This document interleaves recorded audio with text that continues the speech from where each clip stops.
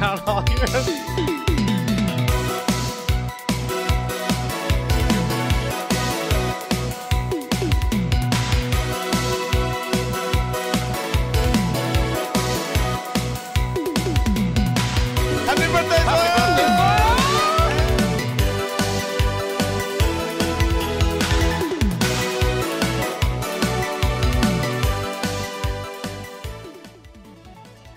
Hello everyone and welcome here to TownHall Heroes episode number 149. I'm Solid Jake. This week we've got Dunk Train, Zoya, Bakery, and Fnatic Quacknix. Welcome, welcome. We're talking about, well, mid-season brawl, esports, and all of that good stuff within our Fnatic Quack interview. You can see this overlay, another new overlay. If you're watching the VOD, it's in the top right corner. Then down to patch notes. Then we're actually going to talk about Stukov and roll that into the status support. Stukov. Stukov? Stukov? Stukov. Stukov.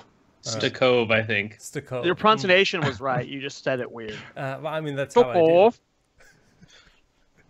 Anyways, Dunk, my man, how you been, buddy? What's new? Not much, man. Just grinding the stream life. Had a good 4th of July yesterday. Got to relax, see some friends in real life, watch some explosions. So, good times. Explosions were watched at Dunkus' house. Zoya, did you watch explosions? No. No? What did you do? I started season 2 of The Expanse with my pops. That was a good time. The Expanse. Damn. So you, That's not on Netflix yet in the UK. Nope, not but Netflix in the US either. we were able to buy it on DVR though. Like they have the full season 2 on DVR. You can purchase for like 20-something bucks. Dude, isn't the start of that season absolute fire? Yeah. Dude. Okay, no spoilers, no spoilers. I haven't got that yet. Okay, so let me do a little side tangent about it. So most times when you do a book to movie adaptation, it's either like, one movie per book, one season per book, right? Well, they've done that different with The Expanse. The Expanse season 1 is only about 2/3 of the way through the book, so they're not rushing the story, they're not forcing things. So it's one of the better book to media adaptations I've seen because of that. They're not forcing, cutting of different storylines and stuff. It's all really well done. So I've been, as someone who read the book, and I also didn't realize there were more books out. I read the one book and completely forgot about the series a few years later. Now I know there's like 6 more books out already I get to read, and yeah. So it's a good show. Well, just, if anyone likes sci-fi, if check you it like out. sci-fi, The Expanse is really, really good. Bakery, my man, how about you? I mean, did you celebrate America Day?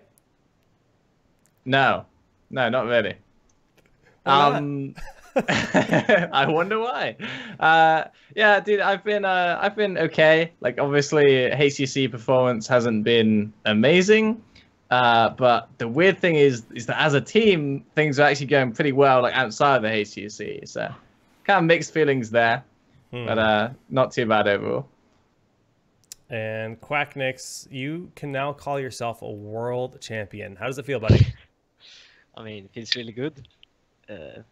My team was very precise with me being on here and actually, soaking that in, saying that we are the world champions. But Yeah. me, myself, is more like, once we win BlizzCon, then I feel like confident calling myself a world champion.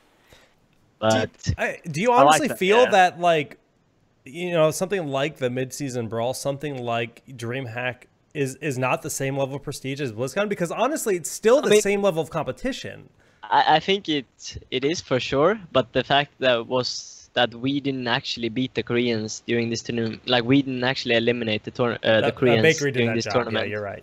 Yeah, Bakery did the hard job. We got you, bro. Like Exactly, and then the fact that like BlizzCon just feels so much bigger. But I mean, yeah, we I guess we have the title, so it's, I'm happy anyway. So. Well, let's talk a little bit about that experience. I mean, obviously, you just said you didn't beat the Koreans, and Dignitas did succeed in doing so. But what is your perspective of the global skill level? I mean, Korea, they've kind of admitted they're not practicing as hard. I think a lot of people came into the event and were really surprised to see how China was doing. And for anyone listening, yes, we are rewinding to the mid-season brawl, having Quack with us here. Yeah, sorry, I got a bit lost there. So what I felt about the different teams you asked, or like the different regions? Yeah, like what do you think about the global skill level? Where everyone stands. I mean, actually, we're in pretty good contact. I mean, Smexy the most, I think, with some L5 players, especially Swoy. And I think right now they're struggling quite a bit. But before MSP, I mean, yeah, the rumors were spreading just as we arrived that they didn't really practice as much as, I mean, they potentially should have. So obviously that affected them because like the first screen session we did versus L5, like really early, we played them and we realized they have no idea about the meta or they're sandbagging us. So from that point on, we're just gonna like, this is our chance to beat Korea. We're not even gonna bother scrimming them because if we do them, we give them a chance to catch up before the tournament even starts. So we didn't actually scrim Korea at all, like pre-tournament, pre-group stages and so on. Wow. So we just did our style and, you know, made it harder because in the end it turned out to be like either they stuck to their hypercarry Vala style or they were straight up trying to adapt to EU meta, and I think we didn't give them like a lot to work with. I mean, I guess Dignitas did help them out a bit in scrims and so on. But we didn't scrim them at all either. We had the same plan, perfect. dude. Yeah, so anyways, like we didn't really help them like understand our meta, so it was harder for them to adapt. And I actually got really surprised on how strong E-Star looked, but they pretty much played the same style all tournament long, so it was kind of easy to find the patterns and work around it, and you know either ban out the hypercarry Vala style or bait them into it whilst you have the counter pretty much. Someone else got a question? Zoya, I know you got one itching at you. Do I? About a certain video that's gonna... Oh, I was gonna save that for later. When like we could ask it now. Is that boy band video coming sometime this year? Yes. Yes. I mean, for sure. Obviously, everybody's asking and so on. But yeah, I mentioned it on the last AGC interview, but I'll say it again, probably several times during this stream. But we will do it as soon as we get a good time to gather and actually have some time together. And right now HEC is keeping us really busy, but we're looking to do that on the bootcamp to Kiev. So it's not too far away. Okay. I mean, considering we qualify, if we don't qualify, we will do it during that time as well. But yeah, so that would be Who was it like... that sent the tweet? Breeze? No, me. It was you. So you're the one that did it. Yeah. It was... How is your team mad at you about this? I mean... They're not very happy now that we actually won. But I think when it comes down to it, everybody will commit. I mean, we're not gonna make it like super... Obviously, we want to have some kind of high quality production quality, but I think it will be hard to live up to expectations. We're not actually gonna write the song ourselves, so... Did you consult what are you your doing, One team? Direction? We're not sure yet. We're gonna grab a lot of like alternatives and make a straw poll and just let people vote. So 4 alternatives on Twitter and yeah, just let the people vote. I like that. Did you ask your team before you tweeted that? Kinda. It was actually quite funny. I just woke up one day during the boot camp and I had this idea and everybody was sleeping. And then I actually think I tweeted it and then told them. Where I was talking about it when they were like kind of zombies just woke up and they were like, oh, whatever. And then I did it anyways. No, but like they weren't really. I don't know. I just hope everybody commits. Otherwise, I'll do like solo, like 5 quacks in the video if they bail last second. And so, they had the lead mans, and everyone else kind of did backups, had little lines in there, but they had one guy who did most of the singing, sometimes 2 guys. So, if you got to carry the show, man, do it. I'm hyped. Yeah, well, that's cool. Yeah, I think it's gonna be good. We just have to make sure that the production is actually not shit. Yeah. I can help you if you need it. The NA production skills. NA production. Go back to HGC. Is there anything yet you guys were disappointed about with your performance? I mean, you guys won clearly, but did anything stand up to you, like a certain matchup or like certain plays, maybe drafts that you were happy with in retrospect? Yeah, I mean, obviously the 2 trios we had was good. I mean, we drafted good, then we played a lower tier team. I don't know how to say it without it sounding like Flame, but like not one of the top 3 teams. So like for us, we're still expecting the 3-0 as long as we do our thing and they don't like surprise us pretty much.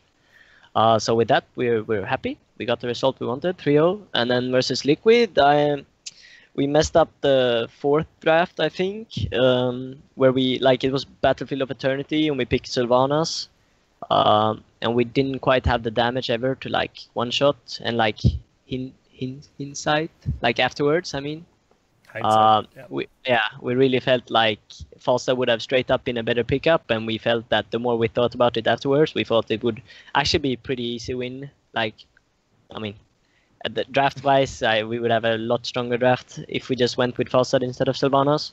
But I mean, we had an idea on how to play with the Sylvanas, and you know, if we got ahead, or we could have just snowballed the game, and we would have just been sitting there saying, okay, this was super nice pick, but didn't quite work out. So I was a bit disappointed because it was one of those two, and afterwards I just felt Falstad would have actually been really easy. I mean, maybe no people can relate to the series or the matches, but yeah, it was like that. Dunk Bakery.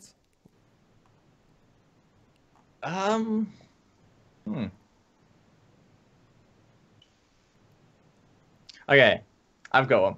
So, what do you think about the double support meta? Like, so far in HCC, you guys haven't adapted to it. Are you planning on for this next week, or are you sticking to your guns, still running solo support only? I mean, I don't want to go too deep into obviously about Bakery it digging since we're actually dealing with the double support fairly convincingly. But we have our ways and ideas in draft on how to deal with it and play around it, but we're not scared to whip it out, and we can whip it out in situation where we actually believe it's the better choice. So it's just a draft thing. Whenever we feel it's the best, we will go for it, you know. So we're not limited in the sense that we cannot play it ourselves. We just feel that if everybody wants to pick it, we can just let them pick it and play around it or like against it. Like pretty much bait them into it because we know how to deal with it. Makes sense. Quack, when TGG and Zealots both made it into Pro League, were you surprised? I was actually surprised on how convincingly they like won the Crucible, or Crucible. How it's called. Yep. Because I felt that like that week we actually scrimmed Synergy quite a bit, and they actually felt pretty strong in scrims when they just kept running their like hyper carry Vala style. But once they started the Crucible versus Zealots, they didn't actually like do any hyper carry Vala until the 3rd game, I think. And that game they actually like, I don't think they won it, but that was the first game out of 4 games where they actually looked like themselves. They actually put up a fight. So I was just surprised that they didn't stick to what they played versus us. Obviously they played a lot of other scrims with the stuff they used, but I just felt like they actually felt good in scrims when they played the hyper carry Vala style, and then they didn't really use it that much as I would like them to. But I was impressed by Zealots and TGG's performance. I think there's a lot of pressure on like both teams, of course, but more pressure on the teams that are gonna get kicked out from HCC if they lose, because their life is on the line pretty much, if that makes sense. So I think it was just a lot of nerfs that came into play, and once they got, like, whilst the other ones just play on so much momentum. Yeah, I mean, this is kind of for both Bakery and Quack, looking at the Europe League and the standings right now. We had Zealots and TGG, and I think looking at the two, more people would say Zealots were favored to move in and have an impact in the league going to the Crucible. That seemed like the general consensus, but clearly TGG are the ones making the waves. I mean, you say clearly, didn't Zealots 3-0 Ducks and TGG 3-2'd? Actually, I think you're correct in that. Yeah, TGG is only 1 and 2 right now, so they're not even like doing that amazing. Yeah, I mean, still, I mean, they have the better record. I mean, out of all the Crucible teams, you would talk about No Tomorrow in that sense. Then they're the ones that are the Crucible. We're talking about EU right now. Oh, are EU? Okay, I didn't realize we were only EU. Yeah. I mean, we'll get to so much NA stuff still got this week. Why would we be talking about NA? Like, come on. Oh man. I'm sorry, man. Yesterday was America Day, so I got my America pride still okay, flowing okay. through me. Out of control. I'm sorry. I'm sorry. Oh wait, Jake, can you click a team page like preferably ours? Look at this beautiful like graph up at the top here. Maxed out in like everything. Hero diversity. Oh, you guys are too fucking predictable. Oh, one weakness. Let's look That at is Fnatic. so unnecessary. What is that? Oh wow! Oh, wow. Fnatic, you guys suck. Quack, Quack, you gotta just start Wow. throwing out stuns. You gotta play heroes that can stun. It's because you just play false dead. One trick. It's true. Actually, I'm a 3-trick, but I Three only trick. I never get to play my third hero anyway, so I'm still a 2-trick. 2-trick. What's your third here? What? Baker, come on. Yeah, I mean, so, Bakery. so we've So- got so Genji, name- we've got Yes. Greymane, and And then- Forest. Yeah, exactly. Oh, But they okay. only get to play 2 of them because I'm never on Genji. Like we always have these Swimpy comps still, where is it? Swimpy is on Genji, and I'm like sitting there like, Okay, I've never seen that HGC page with like the little, where their skills are at. Click on a really bad team. I want to see how. Oh, it okay, so go really to bad. NA. Go to NA. Yeah, go to NA. That's fine. NA, that's fine. The Ventic even in death is probably. Oh, no Ooh. aggression. They have Zune on their team. What does this mean? Go to even in death. I mean, what does it mean? None of this is like legitimate or it's stupid. It should even be there. But Oh, more this is aggression. even in death. It looks better than the Ventix. This should be like nothing. Well, there. no, none of them excel in anything. They have no strong points. Like, sure, we get the battle. I don't know. No, the whole that Okay. whole thing doesn't deserve to be there. That's such a This silly looks thing. like a We're going ditto. a bit ham right now. No, that's so silly. That's so silly. Those things don't make any sense. Who determines this? See, I do think you need some form of explanation of what these things actually mean. And who wrote them? No, they announced. I think they announced in the announcement that it was purely based on stats, Stats. like purely based Like on stats. in-game Well, stats? see, What and terms here's of the other difference? thing. Okay, here's the other thing is they've included phase 1 results. So no tomorrow look like they're just fluke. No tomorrow is like just shriveling, just Number shrunk 2. into itself. Number 2 and A that's got this little blue ball. All right. This is silly, but Oh my goodness, I love these stats. This Okay, is- anyway, I think that's a good transition to NA, actually. yeah, you're anything else right. we want to talk about EU? What Look at about these Liquid? results. We should mention Liquid. Liquid is a good topic because former Misfit Squad Liquid is looking pretty solid right now. Yeah. What are your guys' thoughts being the teams that scrim against and play them? They're doing good. They're What do you back. think it is that changed? Like just play style, meta? I think it's their coach. Really? Yeah. So, funny story. Okay. So we put out like an application thing. We're like, hey guys, we're looking for a coach. Like, please write in, and after mid-season brawl, we'll like try you guys out. And there's this one guy that writes in. Like, and we get down to like 3 applicants, and so we reach out to all of them, and they're all really good, right? And one guy replies with like, "Oh, sorry, I'm actually coaching Team Liquid now, so I can't try out for you." And we're like, "Damn it!" Like he was really good. And then I spoke to Splendor a bit as well, and it looks like things are going really, really well for them with the new coach. So I actually attribute that to their resurgence. They have been highlighting their coach quite a bit themselves, so yeah. Who is their coach? Is it like his name public? I think Zeus. they announced Dude, it. it's the NA player? Yeah. Really? That's Yeah. cool. Good for him. He used to I play think on a bunch of amateur teams back in the day. Okay. That's cool. Right on for him. Good for him. And good for Team Liquid. Yeah, it's amazing what a good coach can pull off. So, what are you guys' opinions on GFE and the changes that have, the roster swaps bringing Calf and K1 onto the crew? They're obviously 3-0 and seeing great success so far. Do you think they're in a honeymoon period?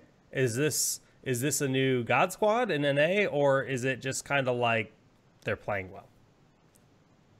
I think it's like both. I think they just have a straight up better roster right now, but it has to work. Like everything has to work internal as well between the players, and I think like the real test comes after the honeymoon period, because I still think like as long as it's going good as you're a new formed team, you're in that honeymoon period. But when it starts going like downwards, downhills, that's when you put them to test for real and see how strong they are as a team.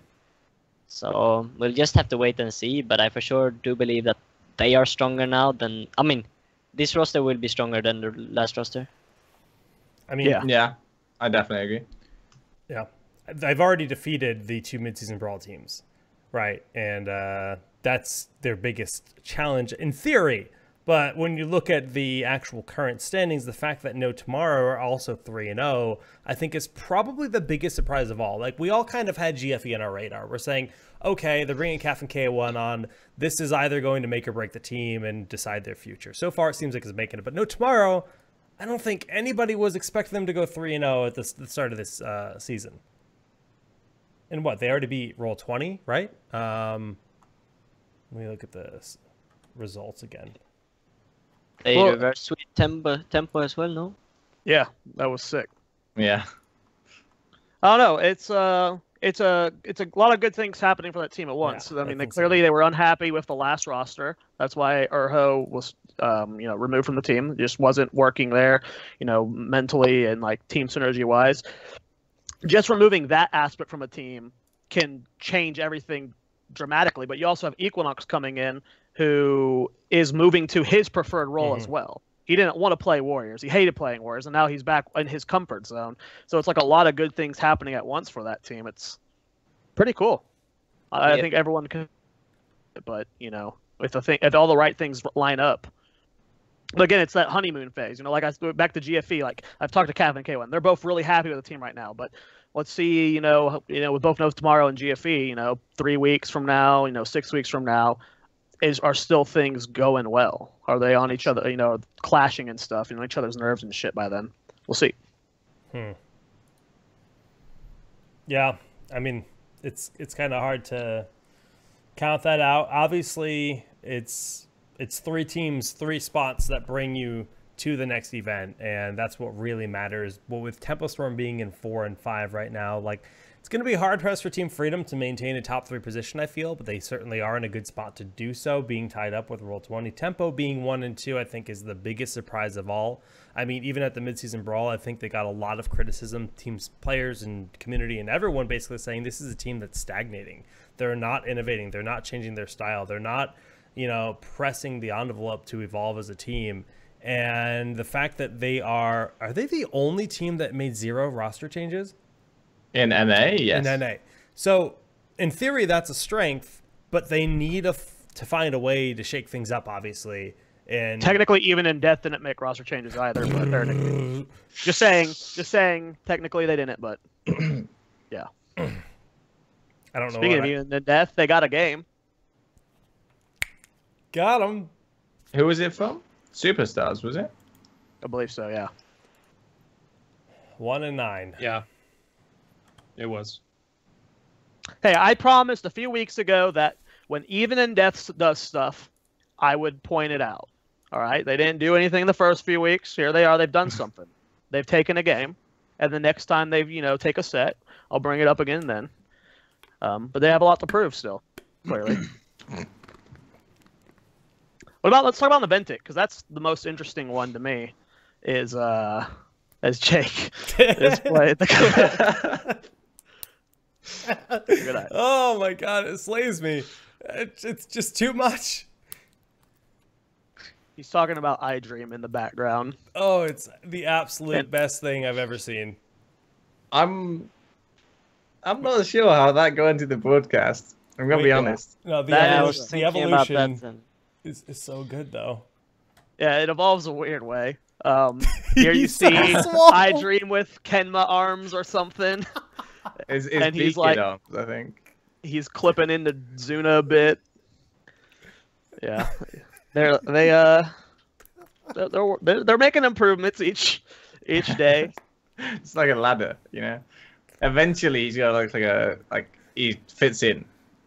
like how they like with the Equinox one, they moved him in closer to completely cover Urho where Urho was, and like he's just like clearly standing out in front of his entire team. That one's my favorite.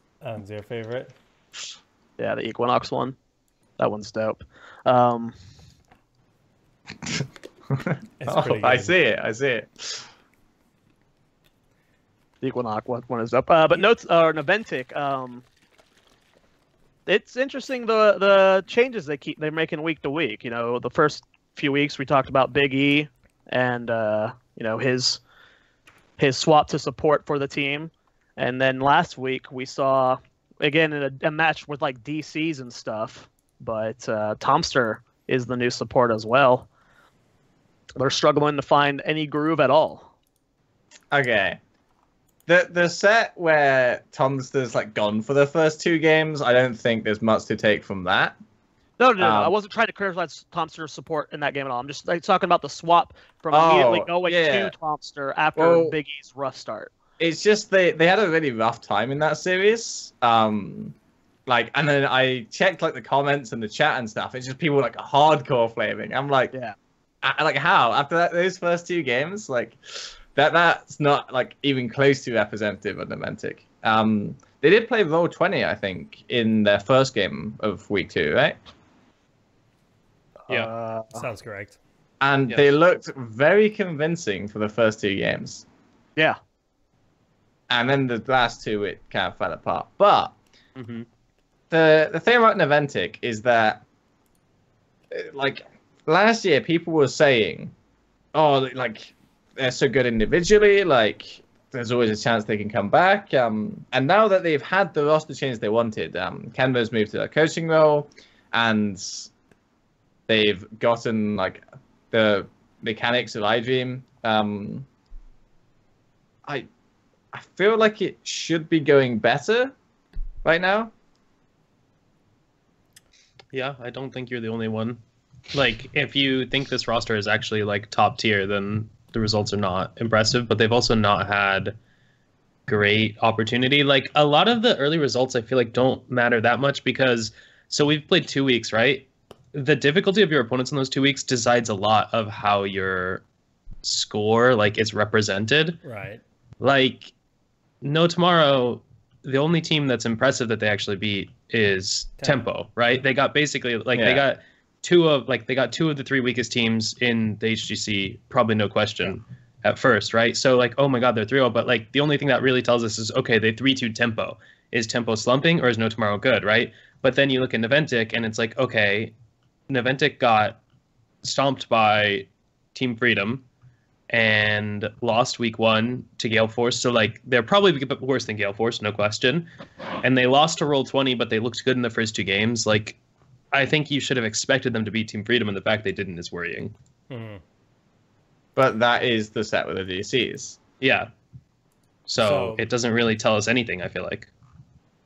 Okay, I wasn't trying to talk about their play at all. I'm just talking about the transition from Biggie to only getting to play 1 week of support, and they're already going to Tomster. Right. I wasn't questioning their performance at all. It's just kind of in a situation the swap where is so fast. You choose to basically bench your support, put them on coach, and then pick up a player that isn't a support, and then try to take, you know, carries that are doing fine in their role and force them into a new role. Like, Tomster playing support is sincerely odd.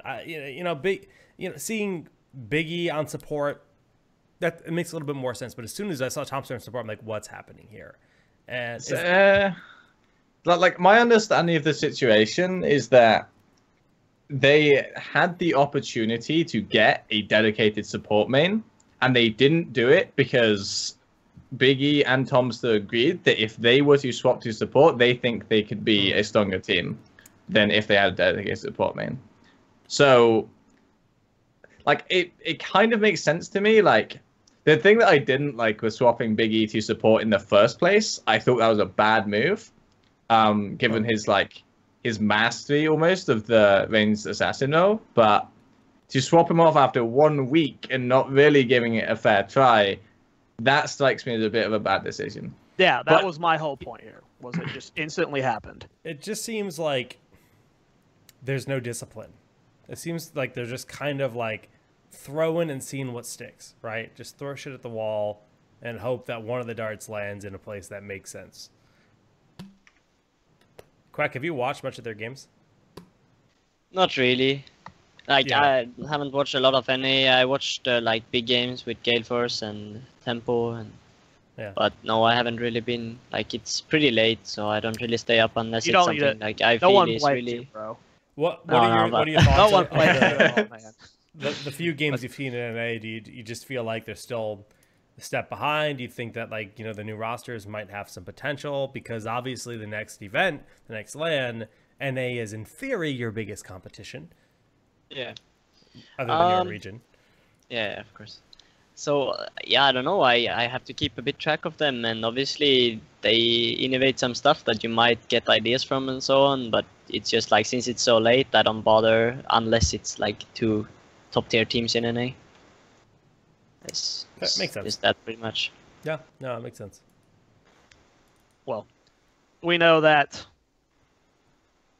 at this point, like if by the time we get to the next event, which is what, 3 weeks away, 4 weeks away, Yeah. if Naventic is still struggling, then we can all stop saying, you know, this roster's got so much potential. These guys are all individual great players, because they bombed season 1. They're coming into season 2, and if we get to that halfway point and they're still struggling, I think we can just kind of drop the whole, this roster's got potential, they just need to figure it out. No, at that point, you know, we'll see. Hopefully they can pull it together. Oh, that's not what I wanted. I wanted to talk about patch notes as our next topic for tonight's show, as we'll shift into the first patch. We're not going to be really talking about the PTR patch, which does have the Zool change, but we will be discussing a Stukov later in tonight's show. This is the patch that hit probably around the 28th of June or something, just about 1 week ago. And I think we start out with Genji. So let me just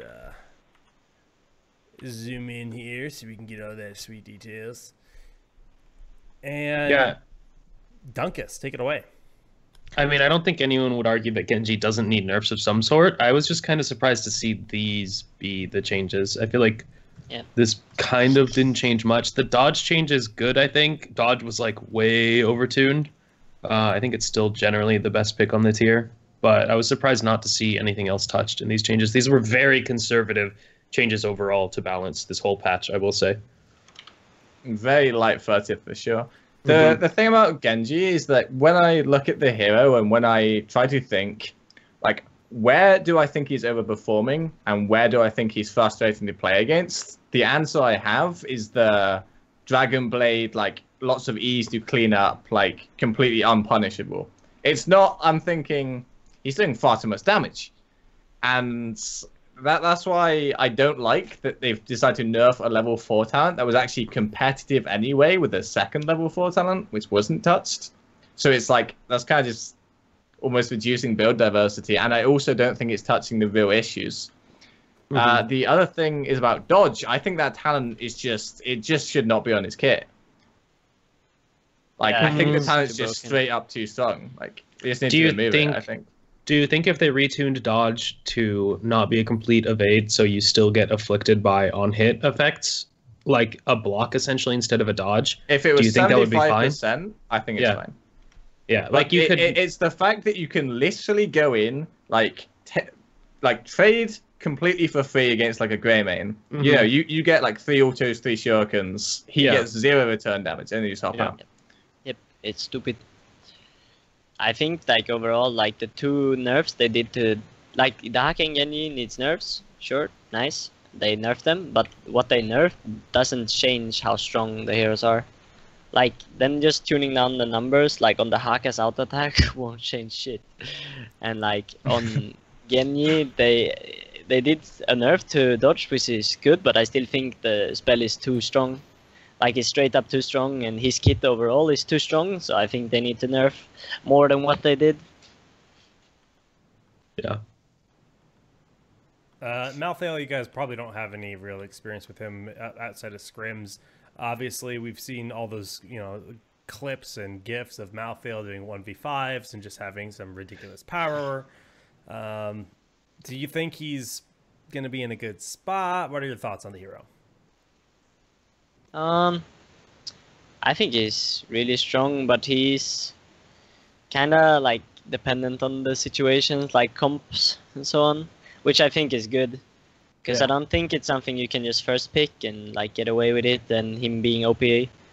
But like when he fits, he's super strong. So it's about making him work in your compositions and so on. But I like his kit, like a lot of playmaking. And obviously the first week it was really hard because people didn't really know how to play against him and so on. But I think now the more you play versus him, like you're starting to, Learn how to realize how to play versus him and so on. And then obviously you get punished, so yeah, you can't first pick him anymore pretty much. Like you have to play him when he's actually good. So you think he's like appropriately balanced here? You think that these changes are enough? I would say so. I don't feel that he's OP in my games. Like I think you just have, now that you know that he's in the meta and how strong he can be if you let him go loose, like you just have to adapt your drafts. Like I mean, drafts in this game in general is super. Yeah. Like this game is super draft dependent. So you just have to keep that in consideration at all time. And if you're good at drafting, I don't think he's like super overtuned. But I think the first week he showed a bit like he was way too strong. Okay, speaking specifically about pro play, I do definitely agree with Quack on a lot of that. Yeah. Because he's right, like you cannot pick him in any situation, but I feel like he's kind of like, I don't like it because it feels like if they get a like really nice like Malphel pick and you've already picked like a bad comp into it and you're like, damn, we just lost the game. It actually feels like that's how strong he is in the right situation. Obviously in pro play that's not an issue like 90% of the time because teams can draft around it, but this feels like a draft win more than like an in-game win. I didn't say it exactly like that, but like in the situation where he's really strong and you draft for him, he's a bit too strong, I guess. But like overall, when talking competitive, I mean, most people are aware of it, so you work around it, and you don't have a problem drafting around him. Okay, I would agree with you then. I think he looks after these changes probably about right for competitive, but not for public play. Yeah, and here it's a disaster. He's too easy to play, and people don't have the same knowledge, and like the comps are never the same. Yeah. So I think in Hero League and Quick Play, he might just be too strong. Where do you think he needs a nerf on it? Like add a second to his Q or take away some damage? That's the good question actually, because I see so many people saying let's nerf Malphel, and I'm thinking let's nerf Malphel, and I look. Okay, how do we nerf it? How do we make this hero like less strong? I have no idea. Like, it just seems really hard.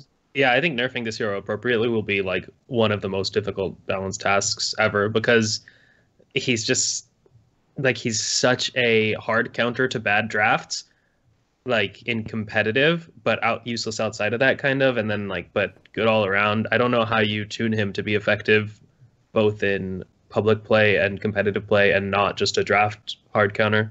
It's really tough. Yeah, I don't know actually. Okay, well, we won't take any more stabs at him. Malphel, pretty good. Thrall did get the rework, and he's seen a little bit of play here and there. Overall thoughts on these changes? Looks like they're giving him a bit of love, just some additional mana return, some additional health from the trait. Do you think he's a worthy melee assassin? Don't think so. And I would really like to see them put bug fixes that dramatically impact the power level of a hero in that hero's patch notes. Again, we've seen this many, many times before, but there's a bug fix to Thrall on this patch where one of his healing talents no longer permanently increases the healing from Frostwolf Resilience by 50%, which was a level 13 talent. And like, the fact that that got fixed is basically a huge nerf to Thrall, essentially, but it's not in his actual balance segment. It's in the bug fixes segment, and that really bothers me. And I just want to bring it up, basically. Again, that's a good point. It gives you, especially from not even just competitive standpoint, for everyone's standpoint, you look at these patch notes, you see all these buffs, and then suddenly he feels worse, and you don't know why. It can lead to some really awkward discussions and lead people to like wrong mentalities about the hero. And I agree. That should definitely be pointed out in patch notes. Zeratul, Small Change, Zul'jin, Guillotine. Dunk, are you happy? Dude, I am absolutely digging the Zul'jin changes. I actually think Guillotine's like not trash now. You don't go full spellcaster Zul'jin, but I think like the ult is not the worst thing ever in certain circumstances. But Ensnare is actually the hot. Like, yeah, Tezdingo is almost always still better than Guillotine, but Ensnare is actually bonkers now. A 3-second root is insane. See, you say you don't go spellcaster Zul'jin, but have you gotten to level 20 with Ensnare, long place, one time? I mean, I've seen that clip, and I still don't think it's worth it because it's so bad until 20. But, like, I do actually not hate the spellcaster talents at 1 and the heal talents at 4 because the synergy to give you, like, a 55% HP heal is, like, actually really good. But other than that, the auto attack talents I think are just like too important to be impactful in team fights. Quack, how do you feel about Zul'jin? I mean, I think the hero is still gonna have a really hard time making it into competitive. Oh, yeah, for sure. But I guess it's fun. Like, it's fun changes, and for a casual play, I guess it's just really nice with like Guillotine, like a playmaking ult with a lot of like. Yeah, I mean, high burst one-shot potential is always fun, so I guess I'm hyped. I can have some fun with that in quick match. Keeping that out of the Hero League. You just heard him say that. Don't pick him in Hero League, otherwise Quack is not happy with you. I mean, you can make him work, but I think it's just like one of these heroes who's really hard because it requires too much to get a good Celine. Yeah. Like, it's very comp dependent, your comp, their comp, and then you all have to be a really good player because you have to like have stellar positioning throughout the entire game. Yeah, you're almost always better off playing Vala. Yeah, sad but true. Yeah, not laner. So this Raven Familiar change on Medivh, you read it and you're like, that's not really that big of a change, but actually fundamentally it could be, right? Theoretically, if a bunch of people came through a portal, would that damage ever be significant and worthy of a level 7 talent? No. Hold on, Bakery. Hold on. I would like to hear from the world champion real quick. I mean, I've seen it taken sometimes, and like, I've actually been like, that seems legit. But then I just think Master Touch it's too good to give up. It's just like, yeah, you just can't. So Master's Touch, honestly, is one of those talents. In the history of Heroes of the Storm, we see all of these talents that are just must-have. If you don't grab this talent, you're not playing the hero right. I honestly wouldn't be surprised to see Master's Touch worked into the base kit of it and nerfed a little bit on Medivh in the future. I think that's pretty much guaranteed to happen because just fundamentally it makes level 7 a no-brainer. You're grabbing Master's Touch unless you're too bad to actually be able to complete it. And that's the nature of his level 7. Maybe it just doesn't matter though, because he's such a niche hero anyway. Like, maybe you don't have to tweak it because he's fine for competitive right now. And like, you do changes like this that don't impact competitive at all. Like, that's fine. But you probably don't want to even mess with Medivh, honestly, if you're Blizzard, because he's just such a niche hero. Like, you don't want to accidentally mess something up and make him like really broken or something, because it would be not good for the player base overall. Jake just wants his talent to be viable. That's all he wants. He doesn't care what happens. I just like talent diversity more than anything. And whenever there's a talent tier with just like you're playing the character wrong, essentially, if you're not grabbing a talent, I dislike that. That's my opinion. But yeah, I'm really surprised that they haven't made balance changes to Medivh in such a long time. When if you like go down and look at his talent tiers, it's literally every single one, apart from level 20, is a complete 90% of the time lock-in. I'm just really surprised that they're okay with that, because he's such an issue in like match-made play where his win rate is terrible because people can't play with him.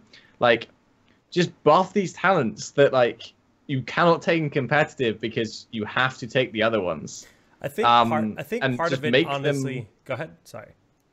I was almost finished. I was just saying, like, make them like competitive like in a ladder environment. You can just ignore competitive like pro because they already have all these must picks. Oh wow, you're Just right. leave them untouched. Literally So- every tier is so one-sided, even for like. I thought you just meant competitive, but on hot slogs, it's every single tier except for 20 and 10 are absurdly one-sided. Yeah, that's bad. If it's like that and if competitive, that'll happen. But if it's like that and competitive and quick play, then yeah, you probably need to start visiting the other talents. Don't nerf the good ones, obviously, because like echoing what everyone said, but make them competitive. I agree. So I think part of it is just like Medivh was clearly supposed to be a support, and then they made him a specialist, and trying to find like how to make a kit around that. Medivh feels like a hero that's always had an identity crisis. Like, just the way he exists in the game is kind of weird. He's a niche to an extreme where he's like, he's not like your cheese hero like a Murky, but he's still just kind of like Broken. Yeah, like mega broken, but only at the highest level. I don't know. Right, Wizzle. Pixie Dust changes are actually quite large, and this is going to kind of begin some of our support discussion as we are getting down into the supports. Bakery, Bakery and Dunk, you guys are the designated support players here on the show. What do you guys think about these changes to Brightwing? I still don't know if it's a nerf or a buff, to be honest. Wow. My feeling, like looking at data, is that it's a nerf, but my feeling when playing it is that it's a slight buff. So I'm still confused, but I think it's a buff. I think it's a slight buff. It feels Like- stronger overall.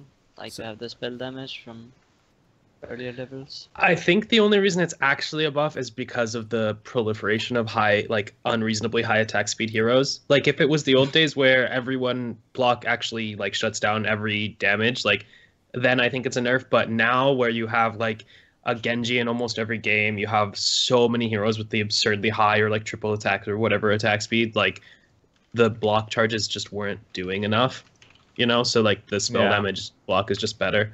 And the fact that now you can get the 50 actual physical armor, not block charges, later is nice. Is that too late? Is that too late to ever make it draft worthy? I mean, you don't pick Brightwing because you think, oh, I'm going to get physical armor and counter their draft. That's not why you pick Brightwing. So it's still just a global bot, but like now that talent is actually powerful, and the combined sum of your level 13 Pixie Dust is a more powerful spell than before, I would say. Although trading, like swapping it to be Fizz armor versus spell armor, like it used to be 50 spell and just the block charges. If it had been now 50 spell and the 30 Fizz, that would be better, because I think there's more spell damage in general in the game, but like this is fine too. This is overall better.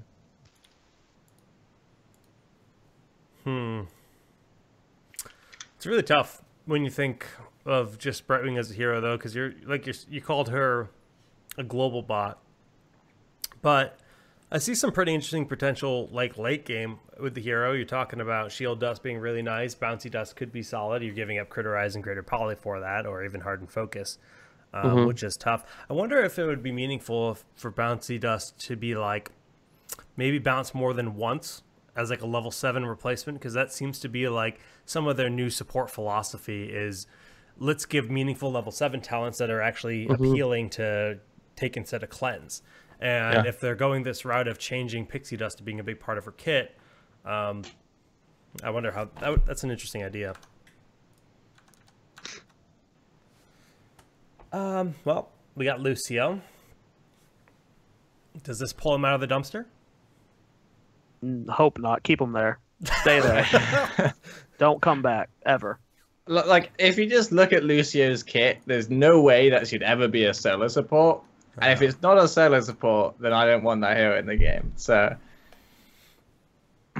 yeah, I mean, I'd say this probably gives him a like, oh, hey, we're going with Deep anyway, or we're going Uther anyway. We need like a second like full sustained support because they've got Lunara, and we don't have a target like Valor who could benefit from like Tassadar shields or anything like that. Then maybe Lucio is like, that's why I want to pick him. There's a lot of specific situations that make Lucio work there. Outside of that, I'm still not on board. Yeah, like it just feels in the current meta with like so many supports actually being, I mean, pretty good, and Like the doubles, like I don't feel there's a lot of situation where you would want Lucio over like like a Riga or a Brightwing or a Tassadar, or even Medivh. So yeah, I don't think his numbers are good enough for him to be like super strong right now. Obviously, some people can pick him and they can make him work, but I think in general he's still in the dumpster. Excellent. Exactly what I wanted to hear. Tassadar. He's obviously midseason brawl Tassadar. You know, still a god, and they're trying to bring that prominence down a little bit, taking away some of the lifesteal, reworking some talents. You know, just the lifesteal mount at the 90% was insane with Kala's Embrace. Like watching some of these ranged assassins just shoot once and get a giant spike of health was just like, wait, that's a thing. It's still really good though. 75% is still massive. What do you guys think about the new task? Go ahead, Bakery. He's probably in the same position in terms of when you want to draft him. Like, I think before he was straying like a bit too far up just because he was too strong, and on some maps he still will be like that. But I think these are actually just decent changes. Yeah, Yeah. I agree. I mean, he needed nerfs. And the 90% lifesteal was obviously really overtuned, so I'm just glad that they did something in the right direction. It's hard to tell like if he's still like super good, but he's good for sure. I think this is one of the places in the patch where the conservative changes actually really worked in their favor, because I feel like this is actually a really good measured response to the power level that Taz was at. Agreed. Good to hear. Futher, the king of armor. Absolutely just a menace, considered the #1 support, especially after the rest in peace of Malf, who maybe isn't as rip as we initially thought, but to be determined. Cleanse is pretty booty, or lack of. Is this, I mean, obviously Guardian Kings, that's a good nerf down to 50 armor. That's still super strong though, at the end of the day. Thoughts on Uther? I think he's still super strong, like he's still the best support, pretty much. Yeah. Obviously, now that double support is a thing, he is the one who struggles against that, I guess, because he doesn't have the best sustain. But I think the nerf they did on the armor was very needed, but I still think he's really strong. But I don't know. I like him. I think you can play around him. So I think he's somewhat balanced, I guess. You see, maybe I am like the unpopular opinion here, but I really dislike the direction they went with Guardian of Ancient Kings. Like, when I look at this talent of heal someone who's stunned, give them like a hardened shield, like to save them. What I think is like a specific, you know, like Mjolnir Li Ming or something like that, like some stun them, burst them combo. That's when I want that talent to be picked, like design wise. And now it's still 50 armor, which still puts it above Cleanse in like every situation. And if they nerf it more, let's say to like 40, oh, okay, now Cleanse is better in every situation. Like, they just completely step on each other right now. Like, I would much rather have seen, if you heal someone who's stunned, give 50 bonus armor for 1 second. Like, or something like that. Because that would fix 2 of my issues with the talent. My first one is that it synergizes too well with Wave of Light at 1, which I was disappointed didn't see nerfs, by the way. You may, like, that quest reward may as well read, increase the effectiveness of your trait by 50%. Like, it's insane how good that talent is, and they're not touching the reward at all. But so that would fix my issue of, I think Guardian of Ancient Kings synergizes too well with Wave of Light, and that would also fix my issue of it stepping on Cleanse. Because then if they had like a stun lock and they wanted to keep you there for a long time, then Cleanse would be your go-to. If they had stun burst, then Guardian of Ancient Kings would be your go-to. Well, I think that was It's really Bakery. I mean, insightful. he has Hand of Protection, not Cleanse. Other than that, well Damn said. it. Dunk, any thoughts on Uther? Yeah, I mean, I do agree with Bakery. Breakaway. I think the yeah, the talents still kind of step on each other's toes, but I think the armor nerf was absolutely necessary in the first place. Like, the current situation, or the situation before, was untenable. I think he still could probably use slight nerfs. I would really like, from a design perspective, if you had some talent at level 7 that wasn't just a blank talent if the enemy team doesn't have hard CC. Like, I find that really frustrating from a design perspective, and it's just another aspect where the game is just more, like, so much about draft, because, like, Uther literally doesn't have a talent that functions at level 7 against no hard CC, which is really frustrating. But other than that, yeah, I think these changes were all in a good direction. Well, then we got our Korean pop star, or pro gamer, Diva. Pop star. Well, she's a celebrity. She's famous, right? Maybe she's not a pop All star. celebrities are pop stars. They are now. When Fnatic's about to be pop stars, that's for sure. Hit the Nitrous, I think every single competitive match I've cast myself, at least in the open division, Hit the Nitrous has been like a 100% pick rate. Not surprised to see that nerfed by 50% is a bit surprising, but it does at least give her options still. That kind of surprise impact too. What do you guys think about Diva as a whole, as a hero? Where does she stand in your point of view, Quack? I have some, I don't know, like, I think Diva is pretty good sometimes, but I think she's too hard to draft with. I guess it's about our style a lot in general, but I think, like, we haven't really found the place for Diva that we feel like, okay, Diva is super strong, like, we know exactly where to pick her and so on, but, like, obviously teams like Tricked with Alex, who pretty much mains Diva, they just straight up think she's super strong. But, like, I haven't felt that with her, because, like, I don't see her as a main tank, but I don't really see her as a second tank in this meta either, because, like, usually with the second tank you want somebody who can split push, and, like, depending on the map they have a role for the objective, and I don't really feel like, for Infernal Shrine, for instance, like, you want your second melee assassin or second warrior to be able to solo shrines or to potentially soak two lanes. And I don't know, I think it's awkward to draft Diva, because I think she's lacking some of these things that I'm always looking for as that second warrior slot. And, you know, I'm pretty much never gonna draft Diva first like main warrior, so I don't know really where to place Diva, so we don't really feel that Diva fits us pretty much. But I'm not denying that she's actually pretty strong in some situations. I hope that made sense. I don't know. I just can't. Yeah, it did. Yeah, I don't know. made sense. Oh, great. Any other thoughts on Diva? I'm really disappointed they nerfed her mech basic attack damage. I think Dunk's the Diva expert around these parts. The one trick Diva main. But I did play a lot of Diva, yeah, before the nerfs. It feels like I think she was slightly overperforming, and I think Hit the Nitrous definitely deserved. It's like slight health, if I can understand that. But the attack damage feels so huge because, like, she never hit one target. It was like, if you hit a whole wave, like, times that number's nerf by 7, you know? Right. Like,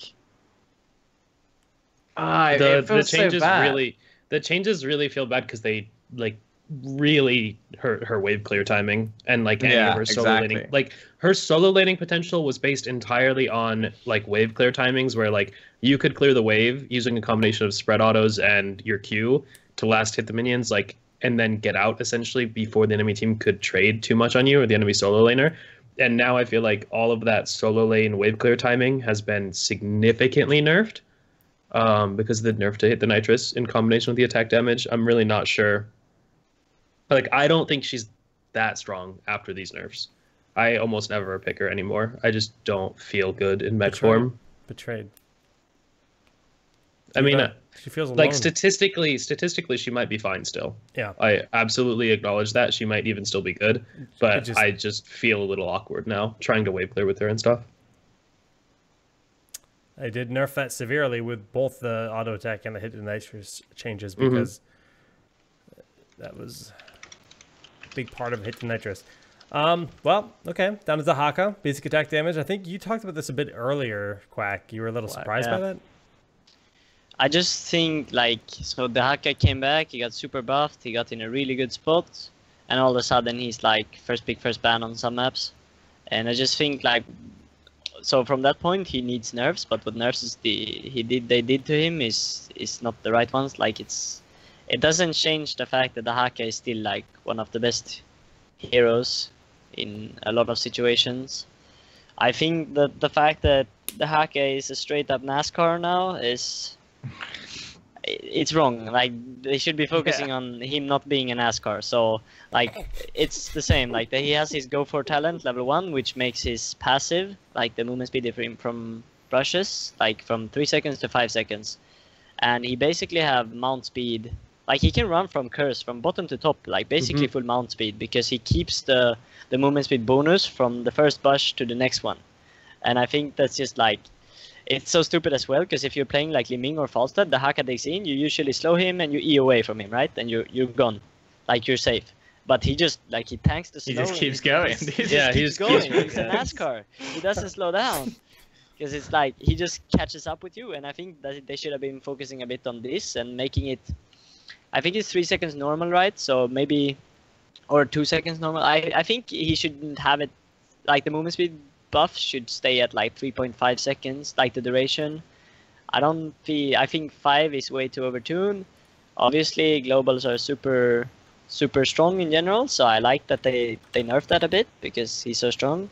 But it's also the fact with, obviously, like in competitive play, you can play around his ultimate with him having like 3 or 4 lives pretty much. But I think just that, along with the movement speed, is just too strong, where you pretty much have 3 full lives with the essence and your ultimate. And then on top of that, you can just get on top of any backliner. They cannot run away from you. You just get in there and you have 3 lives, just soak up all the damage while your team does the rest. And then we have him. Like, that's the latest skin of the Haka. But yeah, I think you guess what I'm saying. Like, you can relate to it because you're a higher level. But I think it's just like his movement speed is too overtuned. He already got a lot of good stuff that made him into the meta, and I don't know. I would like them to focus a bit more on that, because he shouldn't have the global and then be able to run across the map without using his global. Right. Just like he had the mount. And then, that's supposed to be a weakness, and clearly with the NASCAR build, the only build, it's not a weakness for the hero. And it's funny because you mentioned, like, they're nerfing the global. That's irrelevant, and clearly they don't acknowledge that. Maybe we need maps with no bushes. And they did remove some bushes from a lot of maps, so I guess they moved some. Slight nerf for the Haka. The Haka got a bit worse than Sky Temple because they removed 2 brushes or something. But... No, but I don't know. I still like that they nerfed him, but I just feel the fact that they nerfed his auto attack damage doesn't change shit, right? They need to go back and look at his kit and like think about what actually made him so popular again. I think that auto attack damage was like slightly because he does too much damage, but also because that 13 talent was broken. Yeah, fair enough. Fair enough. So like that makes sense. It's just it should have been with something else, I think. Yeah. Is the new 13 talent the go-to? Primal? Primal Swarm? The bonus damage on W, is that the go-to now? I don't play much Dahaka, so I have no clue. Like, I think I mean, sometimes you take the auto attack one. Which is still? Okay. Yeah, I was just curious. Yeah. Oh, you mean now after the nerfs? No, the Brushstalker increases Dark Swarm damage. Yeah, after the nerfs is the new... No, Ferocious. It got changed this patch. The middle one. Yeah. So Dark Swarm deals 40% more damage while Brushstalker's movement speed is active. Is that good? Or is that still just always worse than Primal Rage? As a non-Dahaka player, I'm curious. Sure, actually. Actually, logging into the game to check. Probably. Like, you were going straight past it. Dunk's right directs you, and you're just like all over the place. Yeah, Dunk's like rating the word out. Like, no, not that one. This one. Yeah, I guess. But I think one thing though as well is that you never go symbiosis anymore on level 7, which is Yeah. the one where you reduce your cooldown on your W when you hit people with your W. Yeah. So that would be like really efficient, like good synergy, right? If you went Ferocious Stalker and that one, but you pretty much always go Feeding Frenzy, which is you reduce your Q cooldown every time you auto attack. So I'm not sure like which one is to go to on 13 actually. I guess it's situational. I see we'll be taking a like different. I one of those two I think every time. I don't think you ever picked the third one. Who got pooped on the hardest in this patch, Diva? I don't know. I mean, Uther probably got the biggest magnitude of nerf, but he needed it badly. Yeah. So, like, Diva probably got the most savaged who didn't deserve it. I mean, okay, Hot Slug's win rate, not the best metric, but in terms of Hot Slug win rate, Maltho went up still. Genji didn't really move, but he's really low anyway for some reason. And then Uther didn't really move, and Diva was like, yeah, so probably Diva. Yeah. Diva got pooped on the most. Okay, well, we're going to take a quick commercial break. I desperately need to replenish my water bottle. And then when we return, we're going to hop in to talk about supports a little bit more, and then Stukov first impressions on the hero. So stay tuned, guys. We'll be back in just a moment. Support stance game.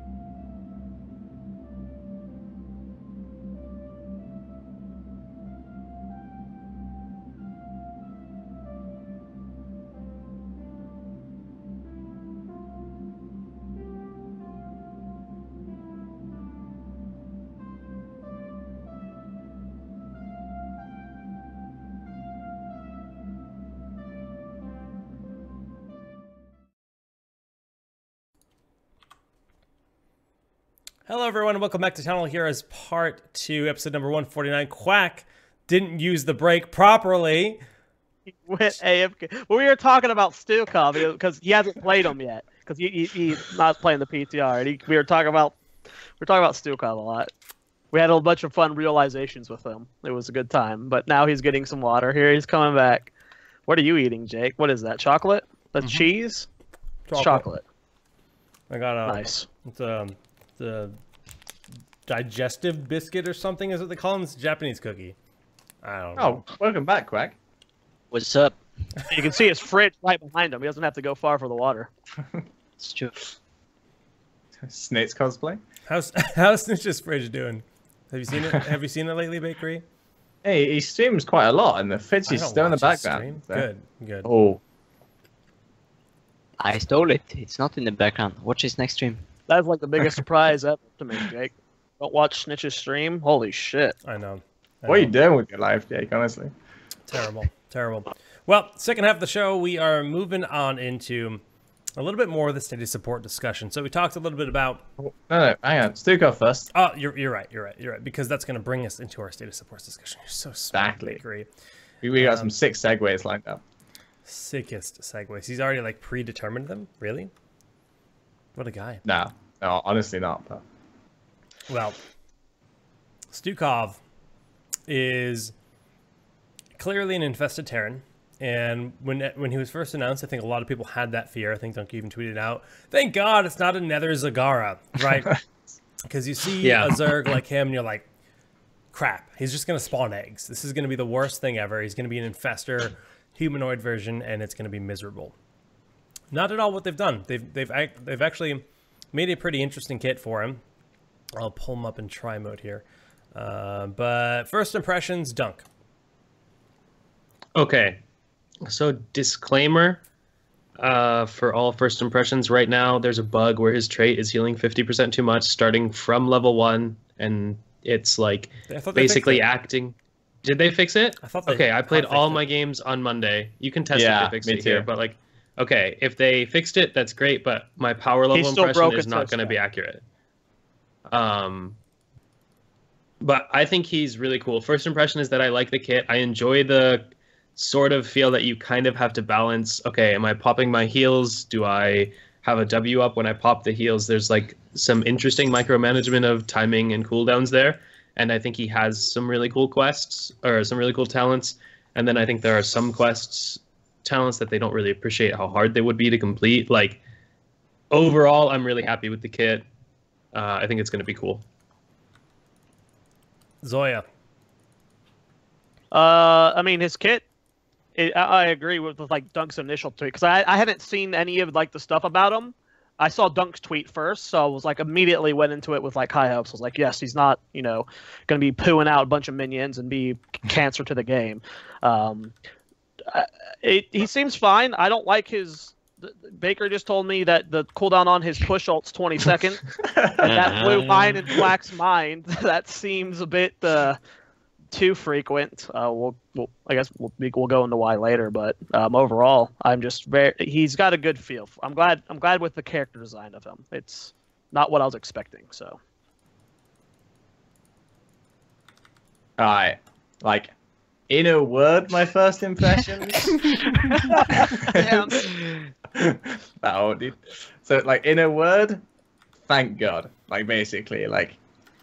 So we'll get into this a bit lately, but like supports in general right now haven't been having the best of times. We've got like double support flying around, like supports getting butchered left and right with like Lucio and Mouth, and like Stukov is like a love letter to me. It's like he's got everything that I would hope to have in a like a good woman.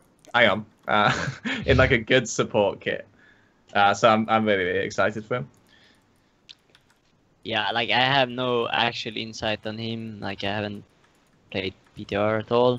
I haven't even looked at his kit, so I don't have much to say. But like when I heard he's like that ultimate has 20-second cooldown. Obviously, I don't know exactly how it's gonna work in game and like how easy you can punish him for like using it and so on. But it just seems stupid.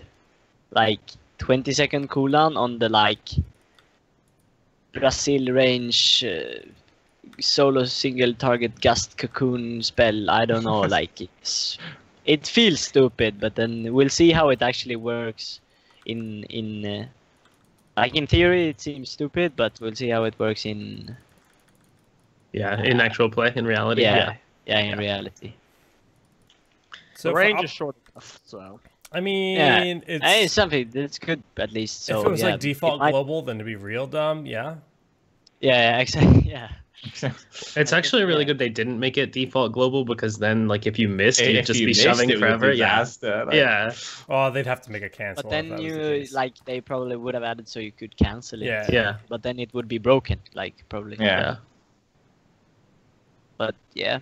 I mean, yeah, I guess it will be kind of hard to play with, so it might not be as good as it feels, but like in the beginning, I feel you can make so many mad plays when people are not used to it, and with it being 20 second cooldown, like if you're playing versus a team that aren't are respecting you too much or like playing too passive, you can punish them super easy with a short cooldown like that.